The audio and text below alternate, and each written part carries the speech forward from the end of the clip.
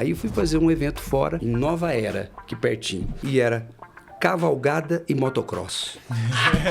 Eu falei, eu tô certinho! No lugar certo! Eu tô certinho! E eu saía com 7 anos pra acompanhar o papai carregando balainho de salgado. Chegava 1h da noite, o papai queria que eu fosse pra casa e eu não queria ir. Aí ele jogava pedrinha em mim pra eu poder ir pra casa, mas eu não ia. Já fui punk underground e já fui heavy metal. Na escola só pensava em jogar basquetebol. Mas agora sou cowboy, sou barango, sou brega, mas sou artista. A mistura de Bon Jovi com Amado Batista. Essa frase é...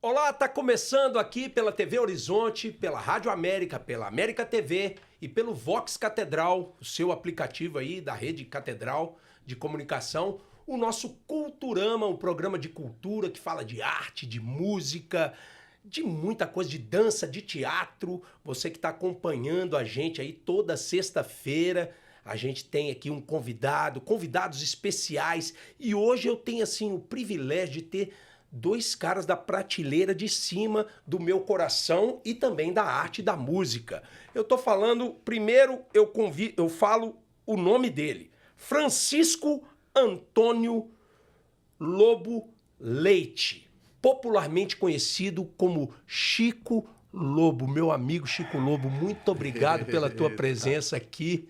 É um prazer e um privilégio ter um dos maiores do Brasil e do mundo. Cara, que orgulho, porque a gente viaja no tempo. Eu me lembro da década de 90, início dos anos 90, uma turma sonhando em cantar, em viver de música, fazendo aula na babá, aí você tava lá e eu tava lá, viu? Eita. Agora o outro convidado, eu já não vou adiantar ele, mas é um cara que eu admiro pra caramba, bicho. É verdade, é verdade. Vocês vão entender no meio da conversa porque que eu admiro esse cara. Esse cara que também é outro também da prateleira de cima do meu coração e da música brasileira, mundial e intercontinental, ele é sensacionalmente sensacionante. Eu estou falando dele, Flávio Oliveira de Oliveira, popularmente conhecido como Landau. Oh, satisfação, né? Que primeiro tempo esse aí. Não é? Uai, tá louco, vou nem falar, falo só oi. Bastou já, ué. Você sabe que você Feliz demais é de estar aqui com vocês. Meu irmãozão aqui, 2 irmãos aqui, e o privilégio apresentar para vocês. Esse aqui é Arthur Nunes, meu produtor, meu amigo, que vai comandar esse Culturama junto comigo. Isso é a parte mais nova, né? Porque nós estamos aqui, talvez o Landau um pouco mais ali, mas eu e o Chico já somos os anciões, né? Já veteranos, apenas veteranos. 63, ó. 63. Minha primeira pisada num palco, assim, já sonhando de cantar e de seguir a carreira de violeiro, de músico, foi em 1981 no Teatro Municipal de São João del Rei. Olha que com o meu antigo grupo estudantil, que era o Grupo Mutirão. Que lindo. Então é bonito poder olhar para trás, ver a estrada da gente, encontrar... Por exemplo, o Arthur é da nova geração, então a gente aqui vai prosear do nosso convívio, do nosso conhecimento. O Arthur, coitado, já teve que pesquisar, estudar, para prosear aqui com a gente, né, Arthur? Pra mim é uma honra, pra mim é praticamente viver a história da música aqui com vocês. Pegar um pouquinho de cada aqui, pra mim é um privilégio enorme. A sorte é que tem o Google. Se fosse há um tempo, ia ter que procurar na Nessa Barça. época era a Barça. A Barça. Onde é que esses caras estão, né? Pra gente começar esse programa, a primeira coisa que eu vou fazer... Chico, você é o embaixador da viola caipira. Como é que é isso pra você, meu amigo? Porque fala em viola caipira, fala-se em Chico Lobo. Olha, eu acredito que seja, porque eu sempre fui um cara muito... eu não paro. É gravar disco, buscar formas de poder fazer com que a viola seja reconhecida pelas novas gerações. Então eu não falo nem em qualidade de violeiro, não. mas são 45 anos dedicados à viola. São 4 décadas. São 4 décadas. E mais de 30 CDs lançados. Isso para artista independente é uma coisa assim. Entre de carreira, parcerias que eu tenho, turnês pelo Brasil, pelo exterior, onde eu tive a possibilidade de levar a viola, uma relação muito forte com Portugal, que já vão para mais... Completou agora 20 anos dos encontros de violas da Arame que a gente criou em Portugal, parceria com Pedro Mestre, da Viola Campaniça, para a gente entender mais a nossa viola. Eu acho que tudo isso faz com que as pessoas me olhem como um cara que é apaixonado pela viola. Vamos contar também, né, gente? Eu tive 18 anos na TV Horizonte, nossa querida Rede Catedral, com Viola Brasil, programa que descortinou para muita gente, os violeiros novos, mestres da viola também, porque não eram só artistas, eu adorava trazer, o meu sou Nelson Jacó, que já está no céu, que eu consegui levar para Portugal, sou Zé Limão, lá da Cachoeira da Lagoa da Trindade, Equitibá, que acabou falecendo também. Os mestres antigos estão indo. Então é importante que as novas gerações possam entender essa cultura de identidade que é a da viola. E hoje, nunca pensei que aos 63 anos eu voltaria a dar aula. Então eu tenho um projeto social em São Tiago, que é a cidade do café com biscoito, numa parceria com a Cicobi. Já cantei lá. Aquela festa é maravilhosa. Num projeto que tem o apoio cultural da Cicobi Credvertentes, onde 30 crianças aprendem viola comigo. Eu saio toda terça-feira, 200 quilômetros aqui de Belo Horizonte, para dar aula para essa meninada, que já estão tocando como uma orquestrinha. Então eu acho que tudo isso faz com que a pessoa me olhe com esse olhar de embaixador da viola, mas eu sou mesmo um apaixonado pela cultura da viola, e sempre acreditando que a viola tem que dialogar. É por isso que nós estamos hoje aqui, para a gente falar um pouco disso. Eu acho que a viola ela não pode, desculpe meus queridos mais tradicionais, né? Mas a viola não pode estar cercada pelo porquinho, pela galinha, pela cerquinha, pelo ranchinho. Ela dialoga com o mundo, porque ela mostra muito da identidade de um Brasil profundo. E quanto mais eu canto a minha aldeia, mais universal eu sou. A minha aldeia se conecta com as aldeias do mundo.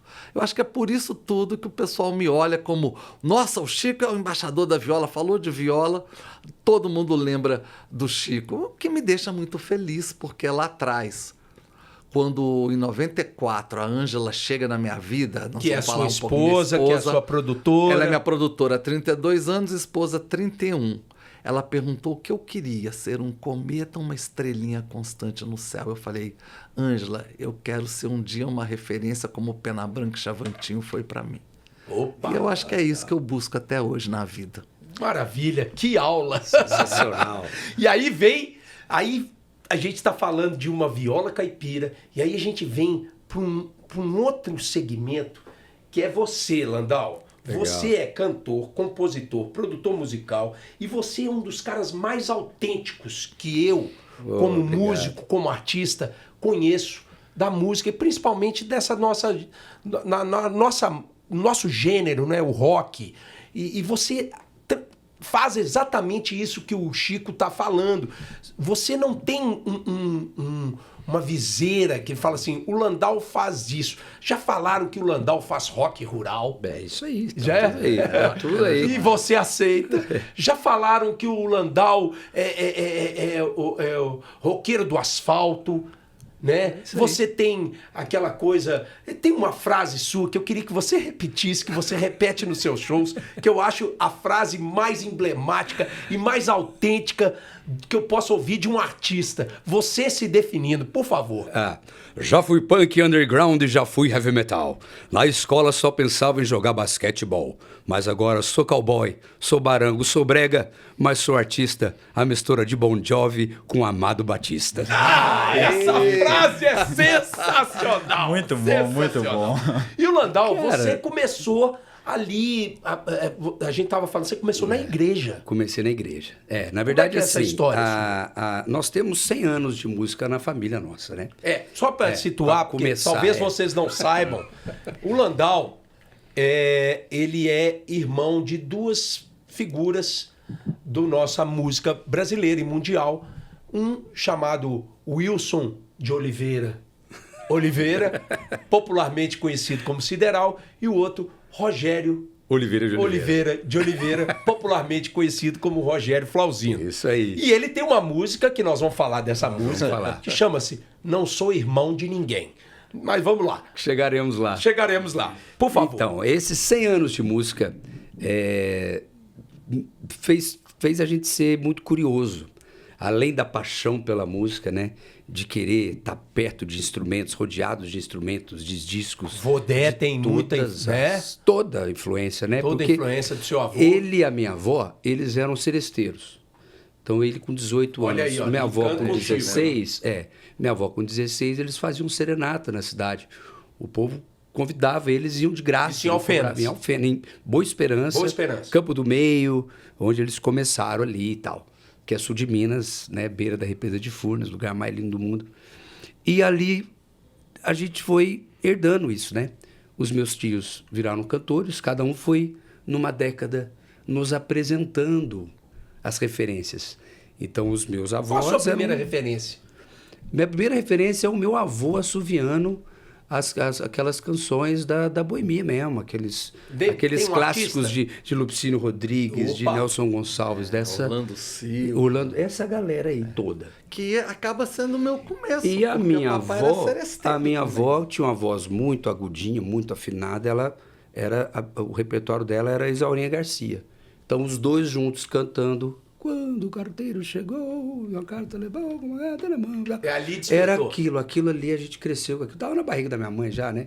Esse som todo. Dona Dasha, esses saudosa Dona Dasha. E tudo. Então, cara, era um negócio, tipo, eu poderia fazer qualquer outra coisa, mas a música já estava aqui dentro de um jeito. Já estava correndo nas veias desde cedo, né? Assim, até se tornar profissional, aí foram outras experiências, né? Outros desafios, era um labirinto mesmo para a gente entender como é que era isso. Porque até então os meus tios, até o meu tio Marcos, o mais velho, tentou a carreira em São Paulo, foi cantor de rádio, foi parceiro do Jair Rodrigues na Rádio Nacional, participava daqueles festivais todos e tal, cantando músicas românticas. Então essa era uma herança mais próxima do que o meu avô e minha avó cantavam. O meu tio Adilson, que é um pouco mais novo que o tio Marcos, nos mostrou a Jovem Guarda, mostrou aquela transição entre os boleros italianos e o rock.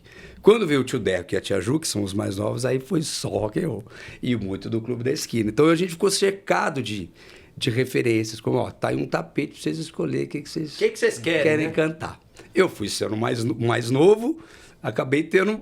Eu precisava misturar isso mais, eu precisava fazer com que o AC/DC e o Zé Ramalho se encontrassem na mesma canção. Aí virou o agroboy, né? Virou isso aí, essa loucura toda. Um fato curioso da sua carreira é que, como a gente estava falando aqui antes de iniciar o programa, você, no início da carreira, tocava em uma banda de rock, mas também acompanhava duplas sertanejas, né? Como que era essa diferença, assim, de ritmos, até pode-se dizer, até opostos, assim, né? Meu pai não queria mais um músico profissional dentro de casa. Os meninos... Conta de quem? Não, porque os dois já estavam provando das malícias da madrugada, vamos dizer assim. E aí, meu pai falou, não, você, peraí, vamos devagar, porque já não está dando muito certo aquilo ali, já não sabe onde é que vai dar. E eu queria porque queria uma bateria e não rolava.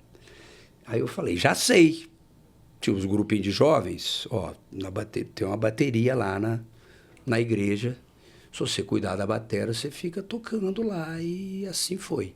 Todas as terças tinham o ensaio do coral. A igreja, a missa funcionando, já tudo bonitinho, a missa, eu tocava a bateria no coral. Aí quando faltava, eu tocava violão, um pouquinho de violão, ficava ali naquele mundo. E ficava ali, até que um dia o Wilson foi para a igreja ver o que estava acontecendo. Se era isso mesmo que tinha ouvido falar na rua, que o coral está muito bonito, o Flavinho tá lá, tá mandando bem, você tem que ir lá uma hora ver, e de fato ele foi. E isso ainda em Alfenas, né? Em Alfenas, lá e tal. Isso eu tava com 13 para 14 anos, 91 para 92. E aí eu tava fazendo uma aula de bateria, né? A contragosto, mas eu tava. E lendo partitura, fazendo tudo certinho, sem achando a melhor coisa do mundo. A minha tia Jussara era da noite, canta na noite até hoje e tal. Falei assim, não, tô comigo, você vai tocar umas MPB aqui. Aí entrei na faculdade. A oportunidade que você começou precisava. a vir as bandas de rock. E aí veio um dia, que aí tem muito a ver com você, Chico. O Campanário é o violeiro do Milionário José Rico, da dupla Milionário José Rico. Ele é de Alfenas. Era o maestro da dupla até então. E aí ele falou, Flavinho, tá tendo um festival de viola e de música regional numa cidade aqui perto de Poços de Caldas. A cidade chama Águas da Prata, divisa de São Paulo com Minas, lá no sul. E aí a gente tá precisando de um ritmista. Eu falei, beleza. Chegamos lá, o encerramento do show era o Milionário José Rico. E aí eu cheguei para acompanhar, era o ritmista de todas as músicas do festival. E o Campanário tocando para todos os candidatos, né? E no final, no show do Milionário José Rico, era só os dois violões, uma sanfona e eu vai acompanhando nós aí. Bongozinho. E, né, 2 congas, um bongô e uma panderolinha e tal. E ali mudou minha vida total, porque até então eu não tinha ido para esse universo.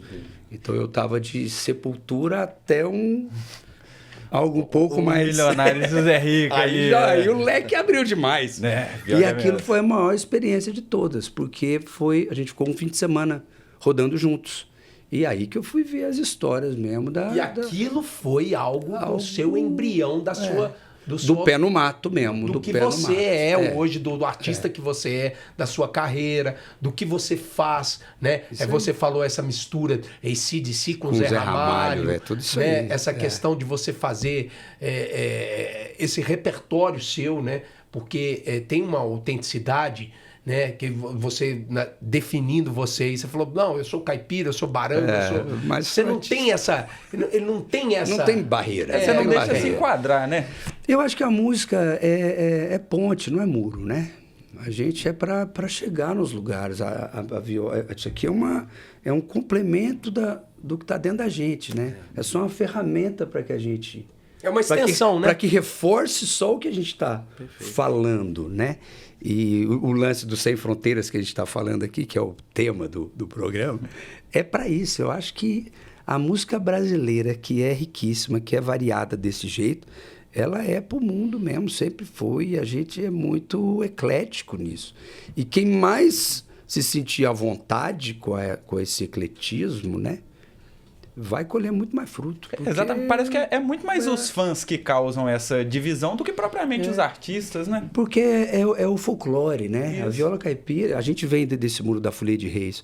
Nesse mundo em que o meu avô era da seresta, e a Folia de Reis, a cultura do instrumento e tudo, aquilo para a gente, que quando é criança, a gente fica ficcionado vendo uma pessoa tocar, né? Um instrumento assim, é um negócio que emociona demais, só de repente você não está nem olhando, a música está vindo, você está só ouvindo, né? Não tinha aquela coisa tão audiovisual, não tinha tanto visual na nossa, né? Você viu um show de uma banda, você, e ao vivo, na né? memória você fala assim, nossa mãe, eu quero fazer o que esse cara está fazendo aí. E essa coisa que você falou, uma coisa que me atentou muito, e que eu vou até passar para o Chico também, para ele dar a opinião dele, porque eu estava conversando com o Chico antes da gente iniciar o programa, e eu falei uma coisa que eu falei com uma propriedade assim muito, muito dentro do que eu conheço do Chico Lobo, né, do universo da viola que ele faz para esse mundaréu todo que ele roda.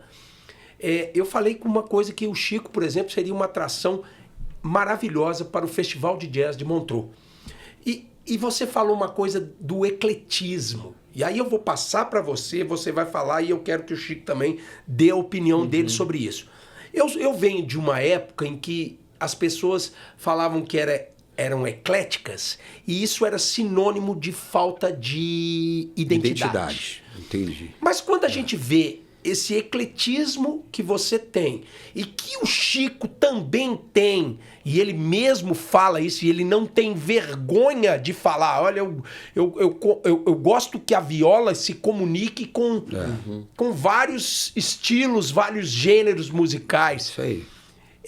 Mas é isso que cria a identidade. No meu caso, por exemplo, por eu ser um cantor, que eu não sou um compositor, eu sou mais um intérprete. Então, como eu interpretava muita coisa, as pessoas falavam assim, o Bauchita, ele vai cantar isso, daqui a pouco ele está cantando isso, e tá tudo certo. Até o ponto de um dia um amigo meu virar e falar assim, eu vi um cara cantando igual o Bauchita. Aí você passa a ser referência. É isso aí. Né? É isso Quando aí. você fala assim, ó, o cara está cantando igual o Bauchita. É No isso aí. seu caso, por exemplo, esse ecletismo que se tornou uma identidade sua, isso te causou algum desconforto? Isso te causou alguma coisa? Você fala, peraí, eu tô indo por um caminho aqui que pode ser que as pessoas não possam entender. E essa é a mesma pergunta eu faço pro Chico. O Chico, com esse ecletismo de estar tocando, de estar comunicando, o seu trabalho novo, você falou, tem participação da Fernanda Takai, da Leila Pinheiro, quem mais? Humberto Gessinger, ou seja, várias vertentes que aí a gente fala assim, poxa, um violeiro caipira trilhando com várias pessoas. Para você, isso criou algum desconforto? Não, acho que isso foi o principal diferencial, eu acho. Que ele falou, malandro, você tem que compor suas músicas. A hora que você colocar os vários pedacinhos, vários fragmentos do que você vive dentro das canções, elas vão ser suas. E depois que o povo começar a conhecer, elas vão deixar de ser suas para ser do povo. E você, Chico? Olha, primeiro eu fico muito feliz de ouvir o Landau, porque eu percebo que a gente tem origens mais ou menos iguais. Eu venho de um berço de música, que é o papai e a mamãe cantando toda a infância pra gente em São João del Rei. Eu tenho uma lembrança muito grande do papai nas serenatas, e eu saía com 7 anos para acompanhar o papai carregando balainho de salgado. Oi. Chegava 1h da noite, o papai queria que eu fosse para casa e eu não queria ir. Aí ele jogava pedrinha em mim para eu poder ir para casa, mas eu não ia. Então, quer dizer, já comecei assim.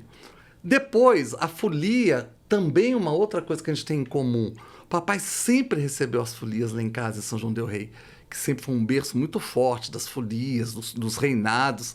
Papai vem de Jeciaba, meu avô foi maestro de banda, papai formou dupla caipira na juventude. Então, eu me admirava com o som da viola que entrava nas mãos do mestre de folia, porque a viola era, até então, o principal instrumento. Depois, quando a viola começa a perder um pouco de espaço, muitas folias passaram a não ter a viola, mas estão recuperando isso, porque é um instrumento fantástico. E era aqueles instrumentos de cravelha de pau, que depois eu aprendi com o mestre, para ele afinar, ele tinha que cuspir ou jogar cachaça para madeira inchar e segurar a afinação.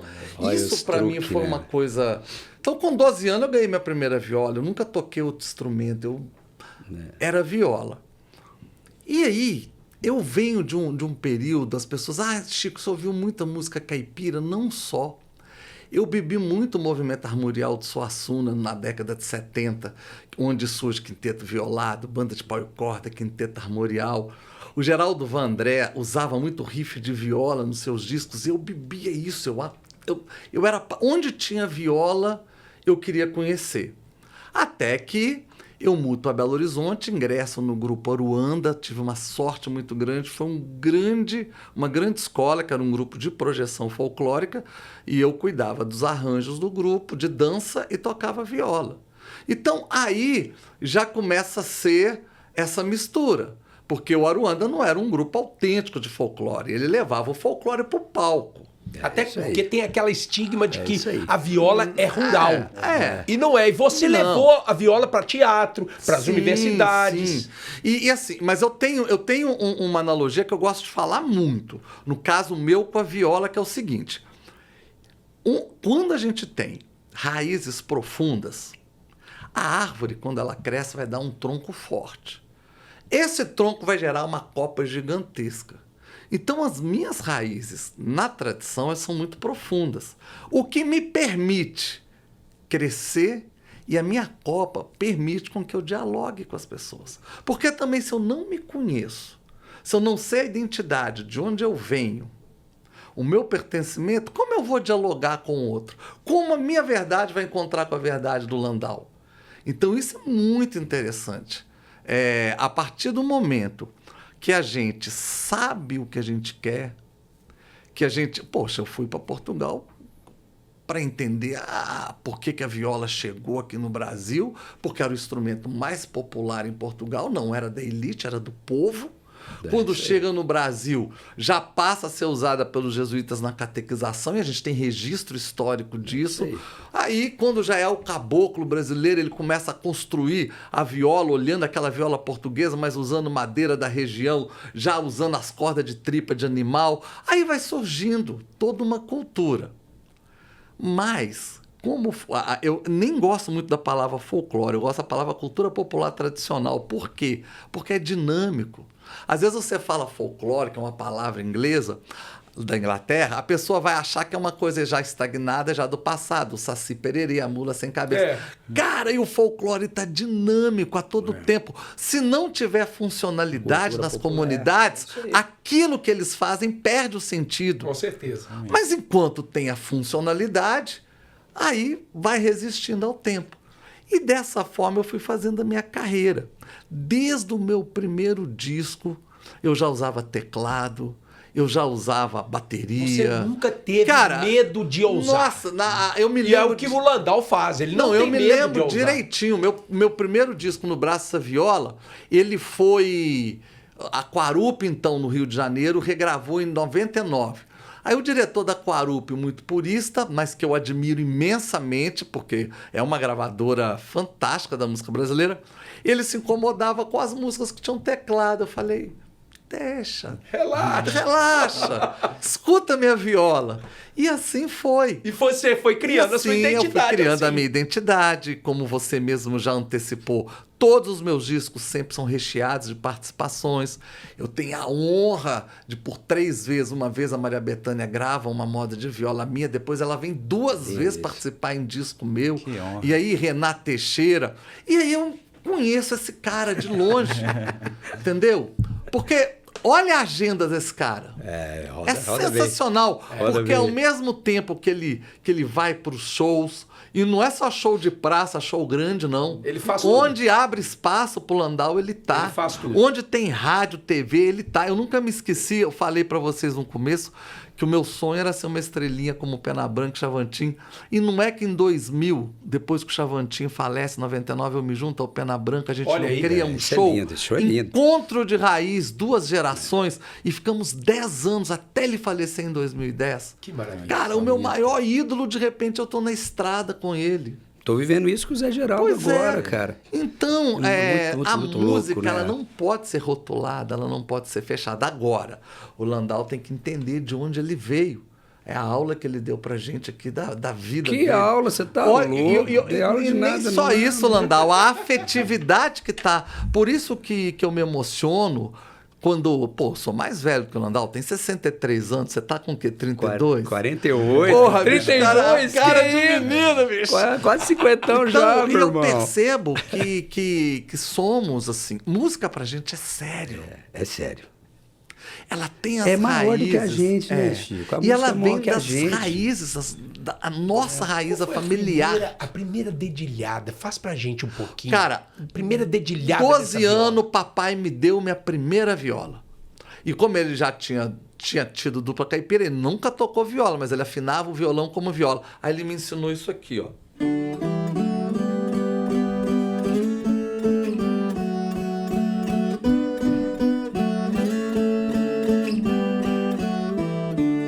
Quer ver? Fizemos a última viagem, foi lá pro sertão de Goiás.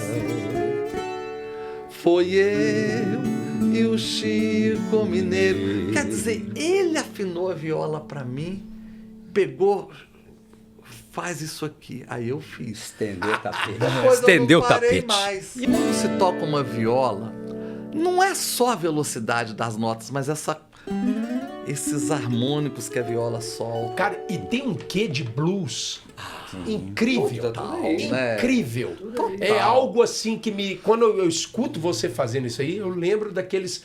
Aí eu linko com você. Aquelas coisas ali de Lynyrd Skynyrd. Com certeza. Né? Neil Young. Allman Brothers. Brothers. Cara, tudo aí. Um grande guitarrista que, se ele tivesse uma viola na mão, ele seria fantástico, porque ele toca igual o violeiro.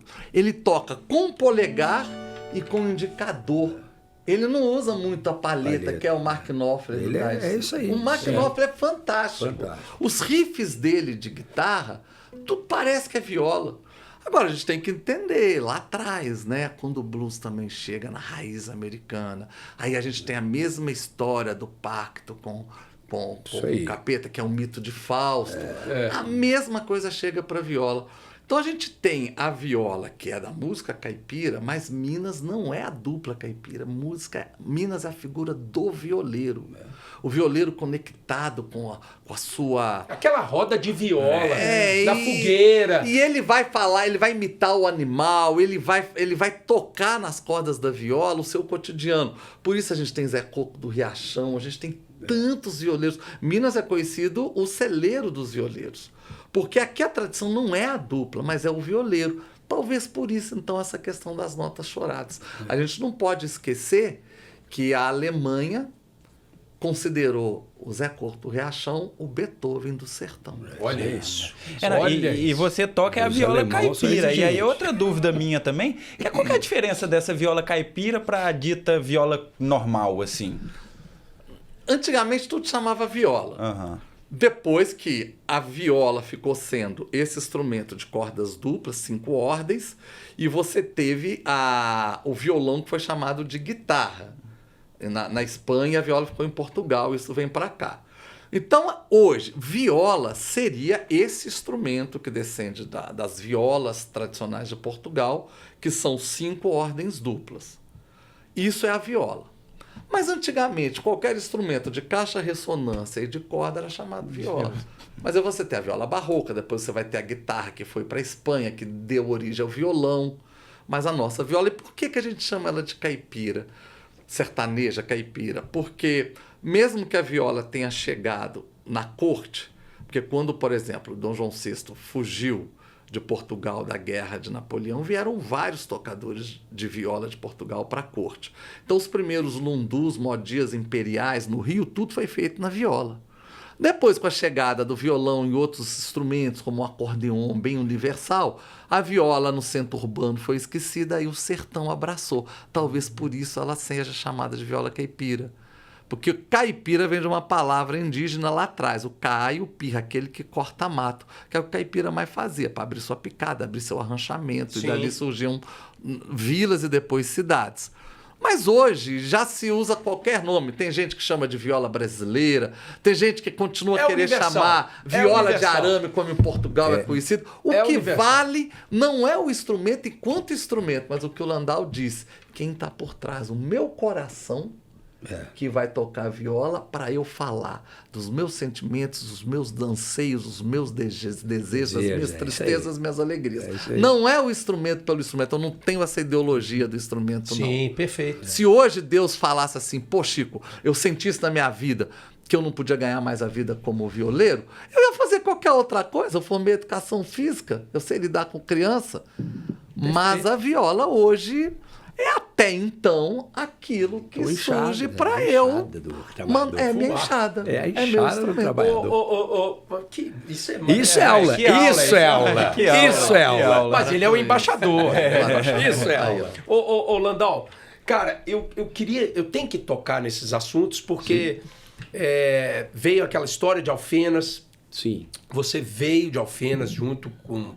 praticamente a sua família inteira veio morar aqui, né? Os meninos vieram, o Rogério em 93, eu lembro disso 94, porque eu vim em 95. A história, depois. Se você não sabe, eu sei muito, com certeza você sabe, que existia um show aqui, que ia ter um show aqui, e que um cara ia abrir um show de um cara muito legal que estava estourado aqui em Belo Horizonte, e esse cara ia abrir o show, e esse cara era amigo de um baixista que convidou tanto o Rogério quanto o Sideral para virem para Belo Horizonte. Esse cara que ia abrir o show do artista que estava estourado aqui era o Samuel Rosa. Sim. E o artista estourado é o que vos fala aqui. Bom demais. Essa história é maravilhosa. E aí os dois vieram para cá. Não, o Landau não. O Landau era o mais novo. Eu ainda estava estudando.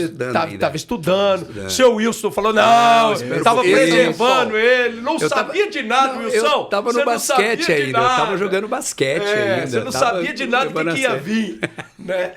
E aí, cara, você O primeiro contato que eu tive com você foi você tocando bateria com o Sideral. Com o Sideral, isso aí. Né? Na banda do Sideral. Eu falei, caramba, já vi aquele menino mais um irmão. alto. Eu falei, mais um irmão. Mais um Grêmio. Eu só fiquei esperando assim, eu conheci, eu sei que você é você, Rogério, Sideral, você e a Letícia.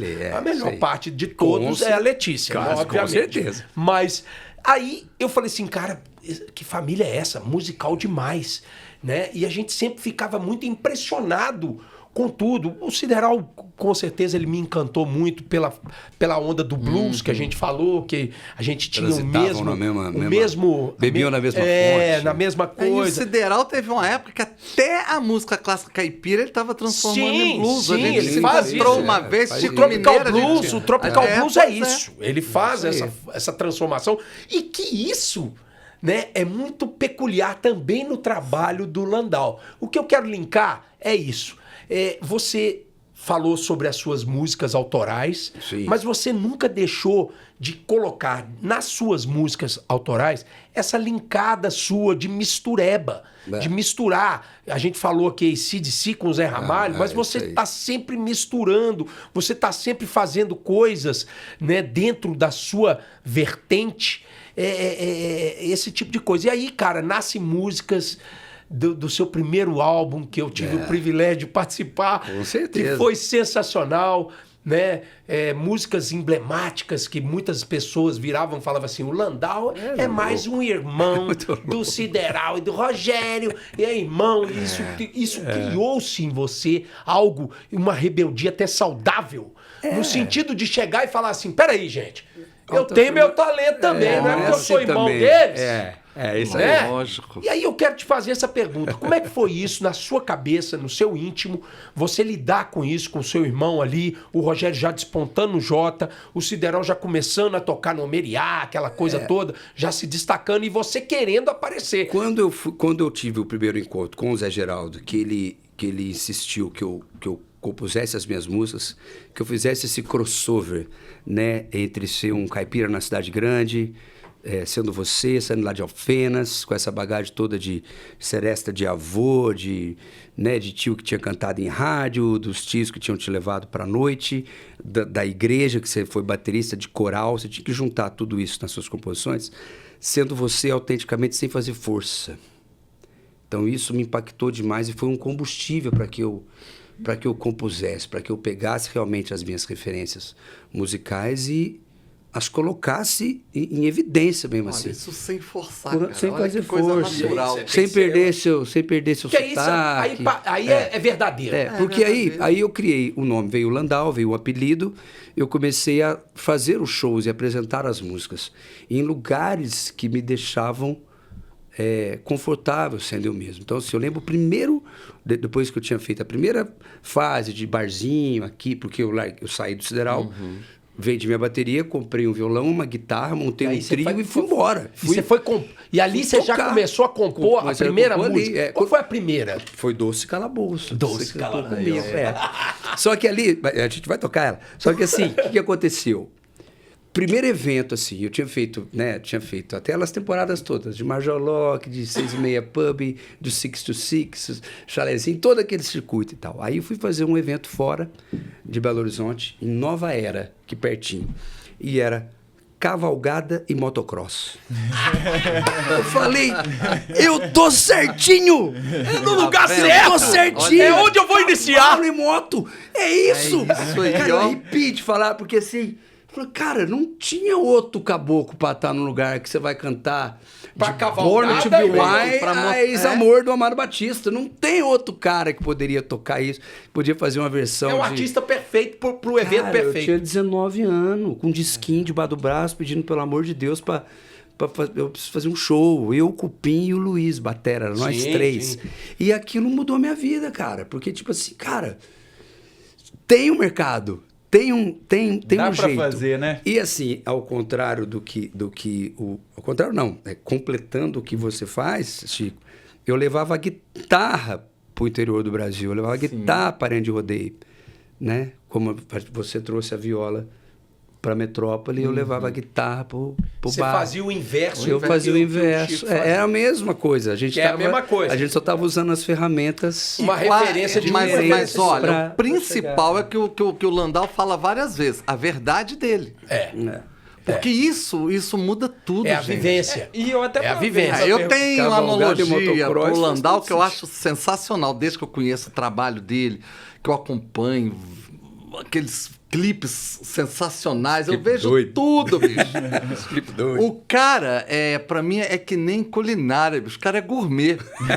Ele junta tudo dele e o negócio dá certo, porque sai um prato gourmet, que é o que ele leva pro público dele. Legal demais. Eu acho que é assim, depois que a gente traça, tipo assim, achei eu tive muita sorte.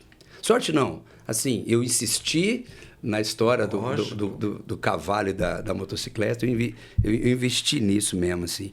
Né? Foi criado o rock mobilismo dentro esse isso termo que eu queria que a falar galera sobre fala, esse né? termo, a rock turma, mobilismo. a turma do motociclismo usa isso muito e tal. Então eu fui nisso, encontro de carro antigo, né? Cavalgada, encontro de carro antigo. O Landau tá sempre, né? Tá transitando nas duas. E ali é criando uma Isso já são identidade, 30 né? anos, como cantor e tal. Levando essa... Então, assim, o solitário da estrada, ele pode ser um cavaleiro, um violeiro, um motociclista. Caminhoneiro. Um caminhoneiro. E esse então, frescor, assim, e esse solidão tá frescor, aí. porque essas suas músicas tem sempre também, além dessa pegada que você falou, da cavalgada, da moto e tudo, mas tem sempre uma pitada de um sarcasmo, de um humor. Ah, não, a Que é irreverência isso, do roqueiro, né? É. Do rock and roll. Doce a tiração Calabouço, de- toca um pouquinho pra é gente, porque foi a primeira. Olhando as fotos do passado, da Idade Média aos nossos tempos, o nosso lindo amor seria o mesmo. Louco, forte, alucinante, já não sou o mesmo que era antes, não. Mas ainda me lembro da história, dos mapas do tesouro e amor platônico, e de você, minha donzela enfeitiçada. E você está em meu castelo de desejos, está presa em meu doce calabouço. Você está em meu castelo de desejos, está presa em meu doce calabouço. E aí vem o Landau. E aí, pô, Landau, irmão do Rogério, irmão do CD. Isso era normal? Todas as vezes que você ia se apresentar, as pessoas falavam, ele é irmão. Isso abria era normal. portas, fechava portas. Isso abria o seu coração ou fechava o seu coração? Não, na verdade, assim, no primeiro disco, como assim, né, gerava uma cobrança muito grande, né? Existia uma cobrança muito grande, porque assim, você não imaginava que os dois tivessem um irmão mais novo, chapéu, bota de cowboy, tipo assim. Cantando Doce Calabouço. Como assim? Essa era a música de trabalho, o clipe na CMT. Quem apresentou o meu primeiro clipe na CMT foi o André Frateschi. Frateschi. A CMT era Country Music Television. Então, tipo assim, mas peraí, mas ele é muito diferente dos irmãos. Então rolava, dava um bug, né? Dava uma bugada. E eu falava de Bon Jovi, de Amado Batista, de Zé Ramalho e tal. Tudo avesso ao que era a construção do pop rock deles. Outras referências completamente diferentes. Zé Geraldo, outro mundo, assim. Então eu precisava, de certa forma, autoafirmar que isso era uma coisa muito mais punk do que cowboy. Era muito mais, né, Zé Rico do que Gustavo Lima, vamos dizer. O Gustavo Lima não existia ainda, era um garoto. Mas nós falamos de 99, 98 para 99. Então, assim, eu precisava desse combustível de autoafirmação dentro para que o roqueiro se identificasse. Eu já transitava na cavalgada e no motocross, então, tipo assim, falta uma música que te tipo, vai te tirar desse vai te tirar desse grilo. Vai tirar esse grilo. Deixa eu pegar pra você aqui, E ficou não assim, tem ó.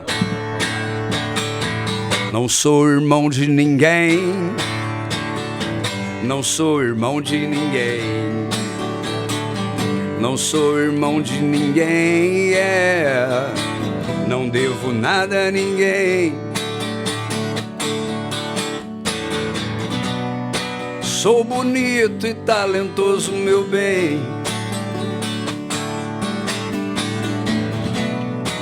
Sou rico e sou famoso também.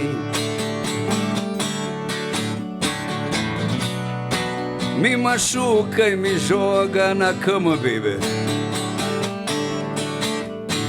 E pode me beijar, que eu sou gostoso também. Não sou irmão de ninguém.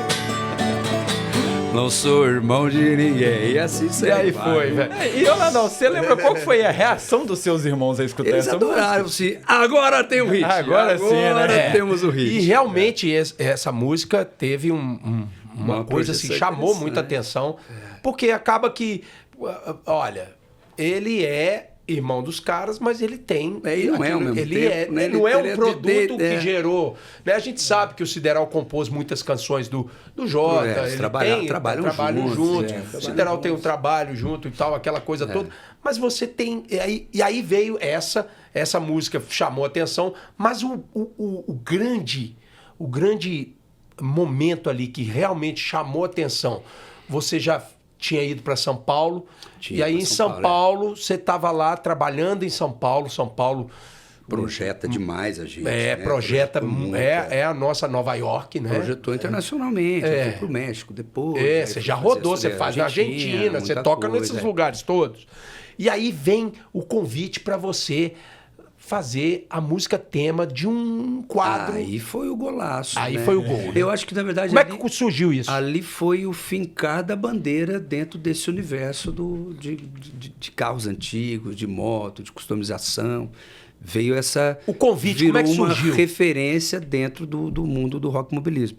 O Paulinho Fonseca era o design, um dos... Né, o Paulinho mexe com isso, reforma carros. Das reformas dos carros e tal. Ele era o baterista do Jota. Ele falou, cara, só tem um cara no Brasil para fazer isso. É o Landau, tem nome de carro, é um artista solo com nome de carro. Era jovem na época, né? Isso tem 22 anos já. Ele falou assim, vamos fazer a música. Aí o Luciano escreveu a letra, eu mexi algumas coisinhas ali para poder caber na métrica que a gente fez. E aquilo foi um marco, né? Dentro do programa universo, do Luciano Huck. E ali os encontros de carros antigos já estavam...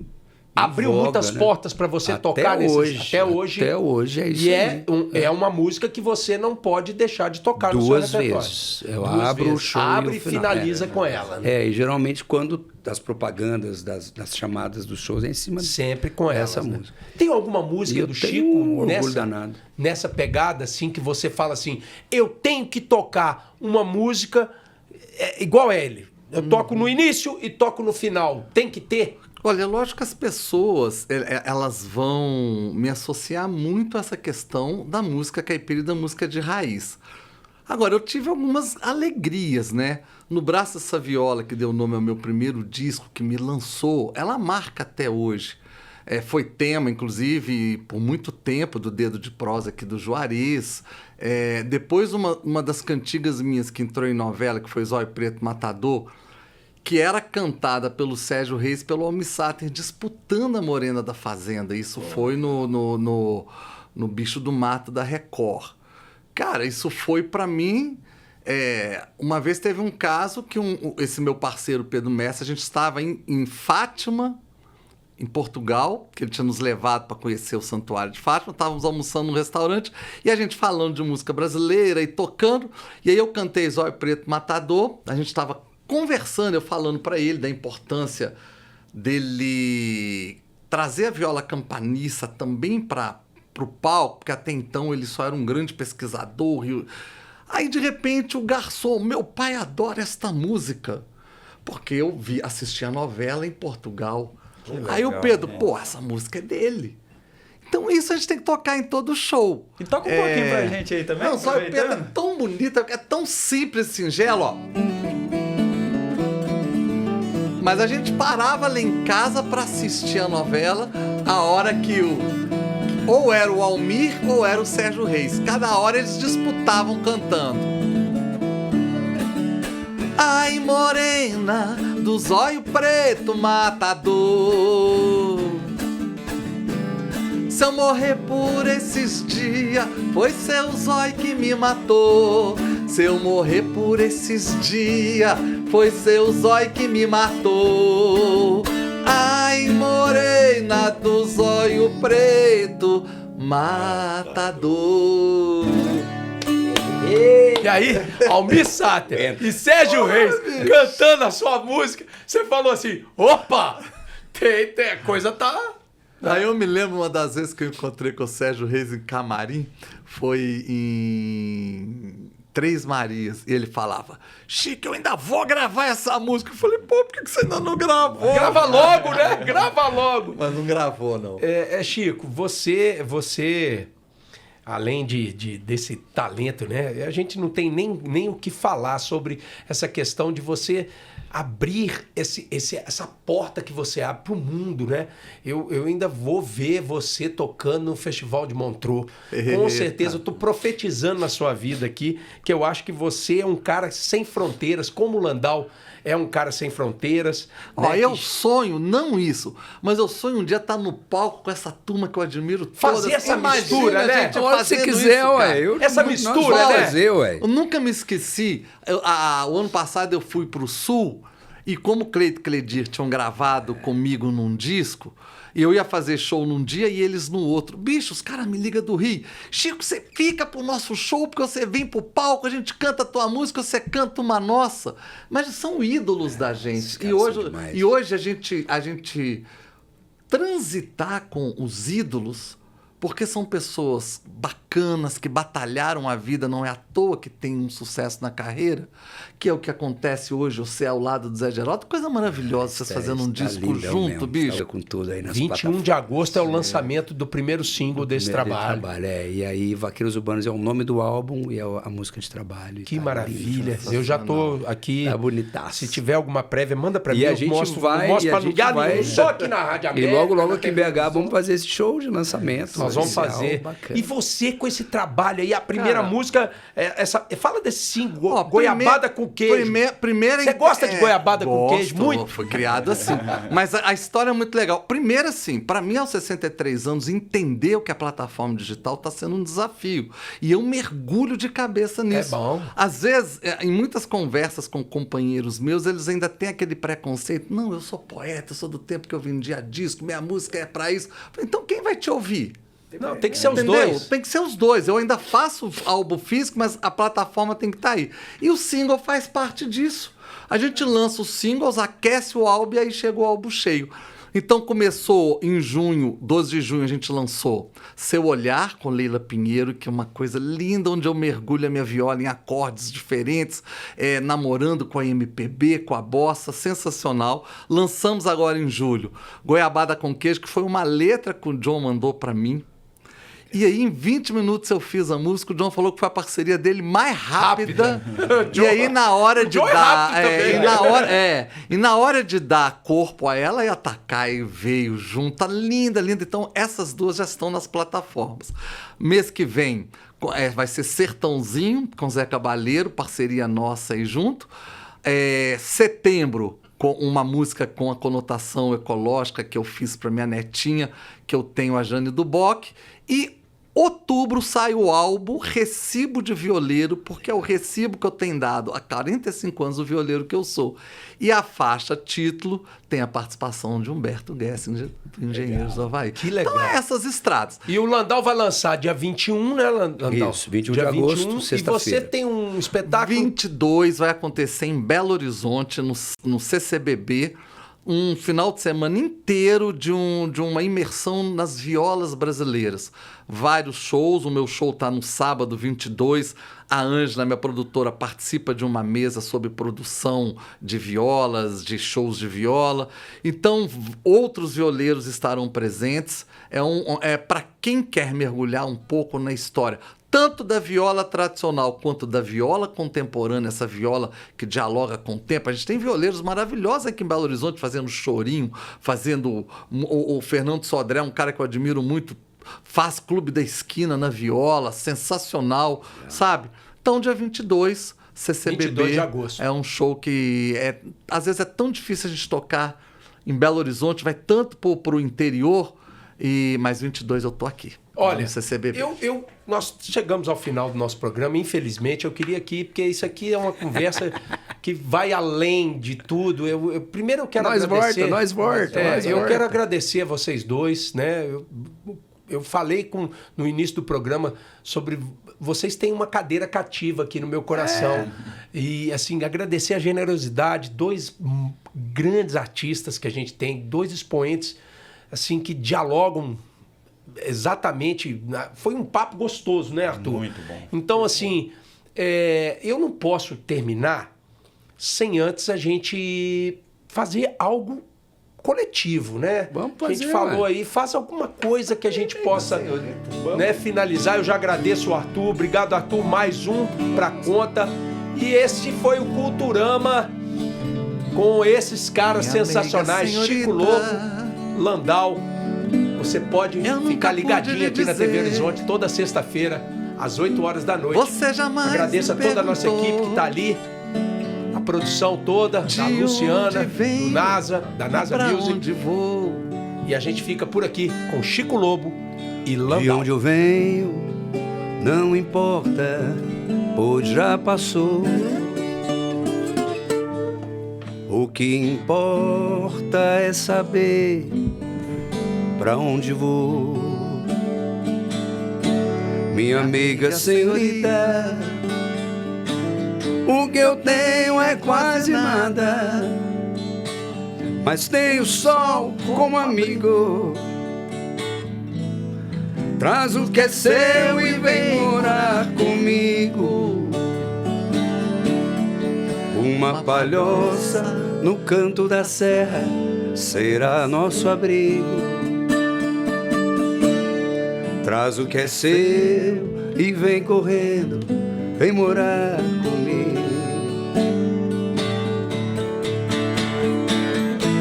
Aqui é pequeno, mas dá pra nós dois. E se for preciso, a gente aumenta depois. Tem um violão que é pras noites de lua. Tem uma varanda que é minha e que é sua. Zé Geraldo, hein? Vem morar comigo, meiga senhorita. Vem morar comigo, doce meiga. Vem morar comigo.